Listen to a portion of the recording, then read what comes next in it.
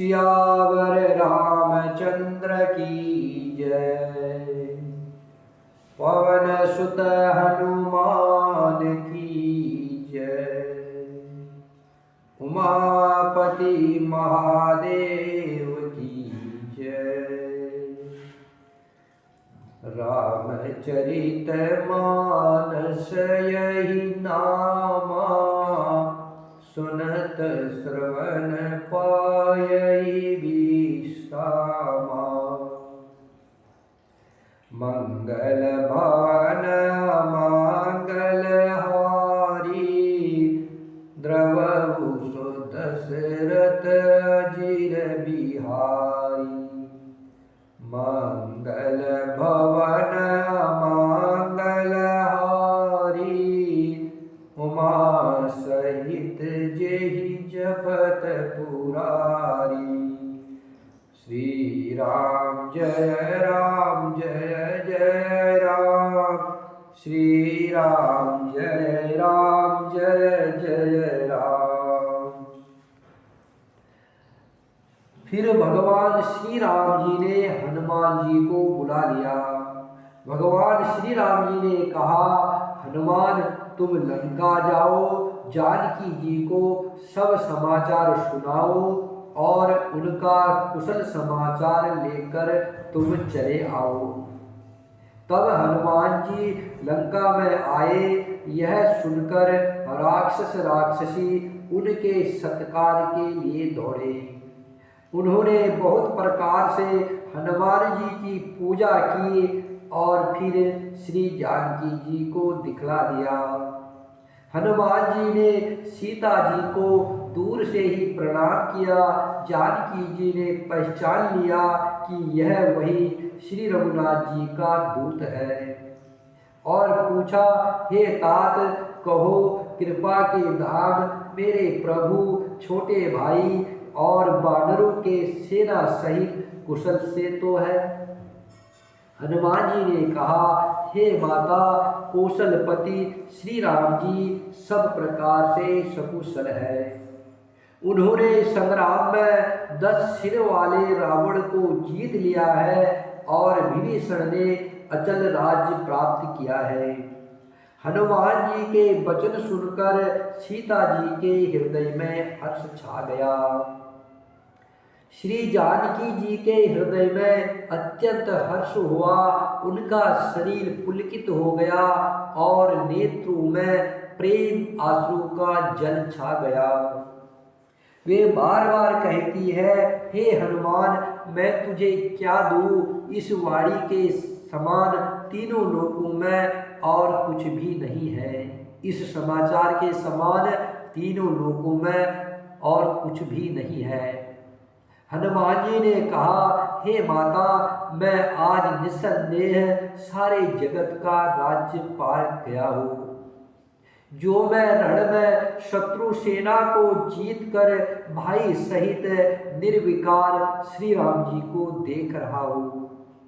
जानकी जी ने कहा, हे पुत्र समस्त सद्गुण तेरे हृदय में बसे और हे हनुमान लक्ष्मण जी सहित कौशलपति प्रभु श्री राम जी सदा तुझ पर प्रसन्न रहे।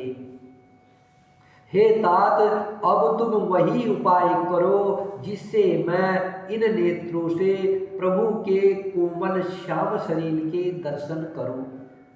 तब श्री रामचंद्र जी के पास जाकर हनुमान जी ने जानकी जी का कुशल समाचार सुनाया। सूर्य कुलभूषण श्री राम जी ने संदेश सुनकर युवराज अंगद और विभीषण को बुला लिया और कहा, पवन पुत्र हनुमान के साथ जाओ और जानकी जी को आदर के साथ ले आओ। वे सब तुरंत ही वहां गए जहां सीता जी थी। सबकी सब राक्षसियां नम्रता पूर्वक उनकी सेवा कर रही थी। विभीषण जी ने शीघ्र ही उन लोगों को समझा दिया। उन्होंने बहुत प्रकार से सीता जी को स्नान कराया, बहुत प्रकार के गहने पहनाए और फिर वे एक सुंदर पालकी सजाकर ले आए।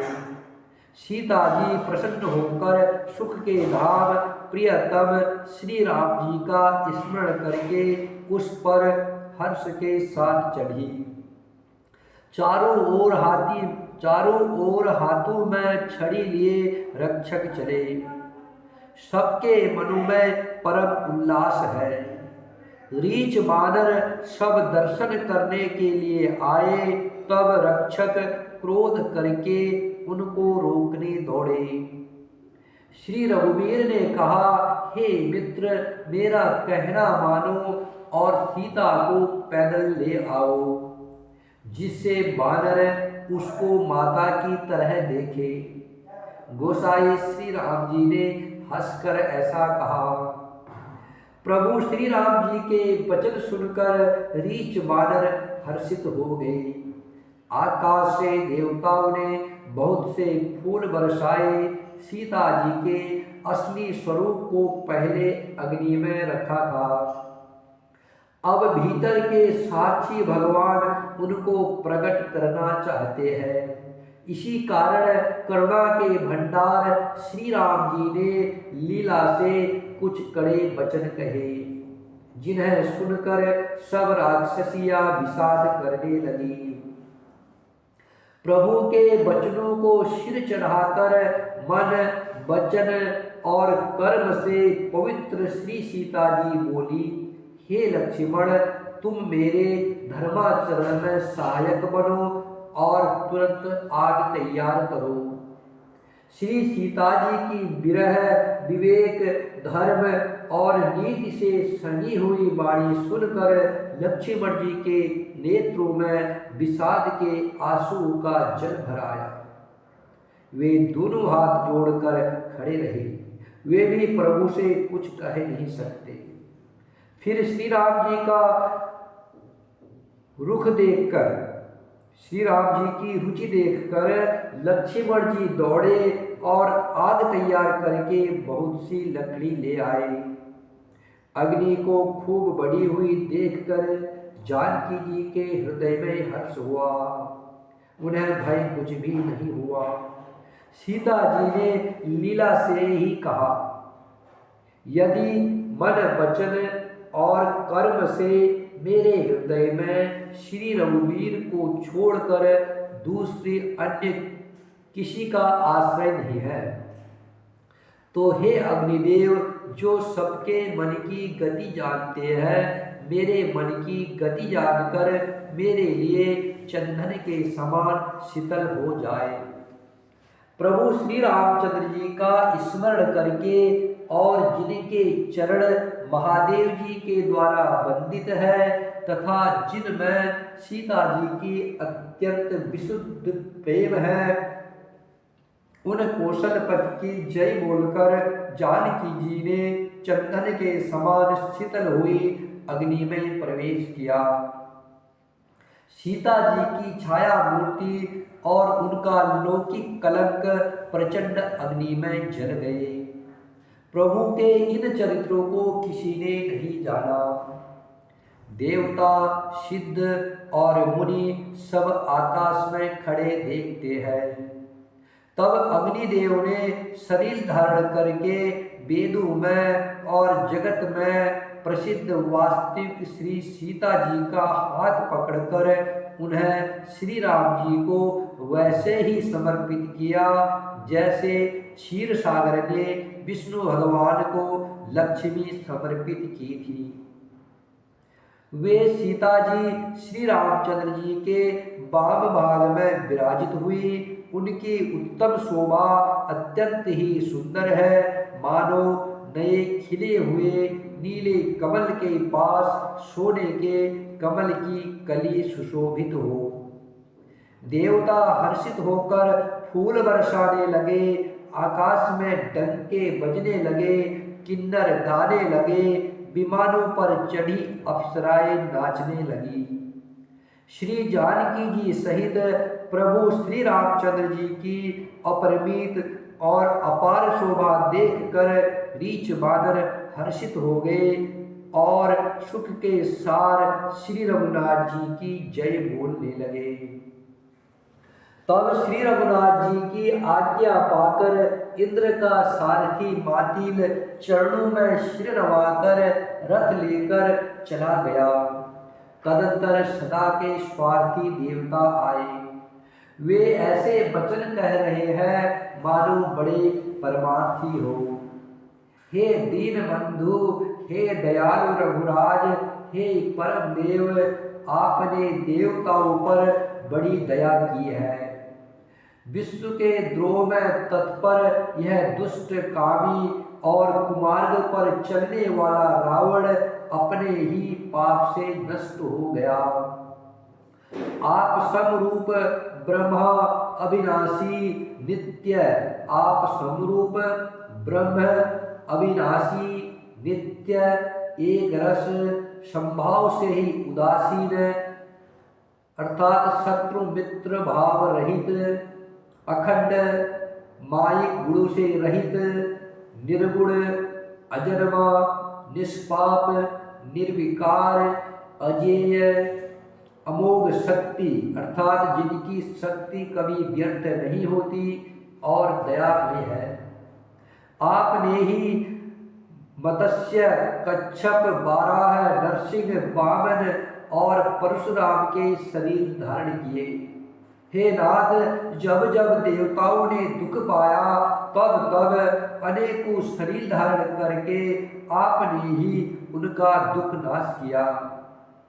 यह दुष्ट मलिन हृदय देवताओं का नित्य शत्रु काम क्रोध लोभ और मद के परायण तथा अत्यंत क्रोधी था। ऐसे अधमों के शिरोमणि ने भी आपका परम पद पा लिया। इस बात का हमारे मन में आश्चर्य हुआ। हम देवता श्रेष्ठ अधिकारी होकर भी स्वार्थ परायण हो आपकी भक्ति को बुलाकर निरंतर भव सागर के प्रभाव अर्थात जन्म मृत्यु के चक्र में पड़े हैं। अब हे प्रभु, हम आपकी शरण में आ गए हैं, हमारी रक्षा करो। विनती करके देवता और सिद्ध सब जहाँ के तहाँ हाथ जोड़े खड़े रहे। तब अत्यंत प्रेम से पुलकित शरीर होकर के ब्रह्मा जी स्तुति करने लगे। जय राम सदा सुख धाम हरे, रघुनायक सायक चाप धरे, भव बारन दारन सिंह प्रभु, गुण सागर नागर नाथ विभो, तन काम अनेक अनूप छवि, गुण गावत सिद्ध मुनीन्द्र कवि, जसु पावन रावण नाग महा, खगनाथ जथा करि कोप गाहा, जन रंजन भंजन शोक भयं, गत क्रोध सदा प्रभु बोधमयम्, अवतार उदार अपार गुणं, महिमार विभंजन ज्ञान घनौ, अज व्यापक नेक मनादि सदा, करुणा कर राम नमामि मुदा, रघुवंश विभूषण दूषण हा, कृत भूप विभीषण दीन राहा, गुण ज्ञान निधान अमान अजम, नित राम नमामि विभुं विरजम्,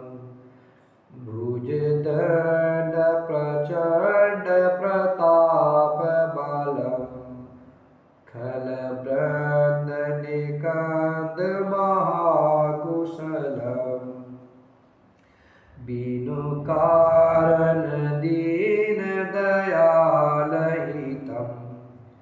क्षभितां नमामि रमासहितं भवतारण कारण काज परम मन संभव दारुण दूषहरम् सरचाप मनोहर त्रोणधरम् जलजारुण लोचन भूपवरम् सुखमन्दिर सुन्दर श्रीरमणम् मदमार मुधा ममता शमनम् अनवद्य अखण्डन गोचर गो सब रूप सदा सब होइन गो इति वेद बंदति दंत कथा रवि आतप भिन्न जथा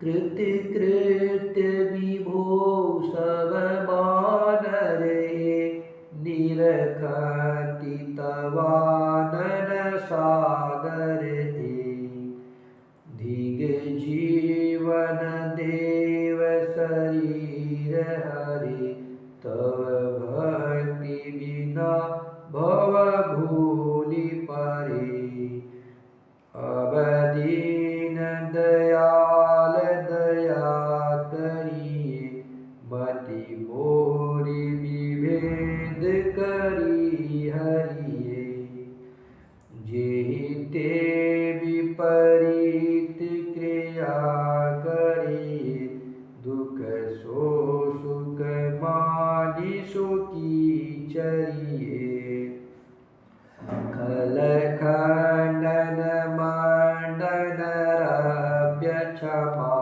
पद पंकज सेवित साधुमा निर्भनायक दे बरदानमिदं चरणाम्बुज प्रेम सदा शुभदम् विनय कीन चतुराननः प्रेम पुलक अतिगा शोभा सिंधु विलोकता लोचन नहीं अघात श्री राम जय राम श्री राम जय जय राम श्री राम जय राम श्री राम जय जय राम। ब्रह्मा जी श्री राम जी की स्तुति कर रहे हैं। हे नित्य सुखधाम और दुखों को हरने वाले, हे हरि, हे धनुष बाण धारण किए हुए रघुनाथ जी आपकी जय हो। हे धनुष बाण धारण किए हुए रघुनाथ जी आपकी जय हो। हे प्रभु, आप जन्म मरण रूपी हाथी को विदीर्ण करने के लिए सिंह के समान हैं। हे नाथ, हे सर्वव्यापक, आप गुणों के समुद्र और परम चतुर हैं। आपके शरीर के अनेकों कामदेव के समान परंतु अनुपम छवि है। सिद्ध मुनीश्वर और कवि आपके गुण गाते रहते हैं। आपका यश पवित्र है। आपने रावण रूपी महासर्प को गरुड़ की तरह क्रोध करके पकड़ लिया। हे प्रभु, आप सेवकों को आनंद देने वाले, शोक और भय का नाश करने वाले, सदा क्रोध रहित और नित्य ज्ञान स्वरूप है। आपका अवतार श्रेष्ठ अपार दिव्य गुरु वाला, पृथ्वी का भार उतारने वाला और ज्ञान का समूह है। किंतु अवतार लेने पर भी आप नित्य अजन्मा व्यापक एक अद्वितीय और अनादि है। हे करुणा की खान श्री राम जी, मैं आपको बड़े ही हर्ष के साथ नमस्कार करता हूँ।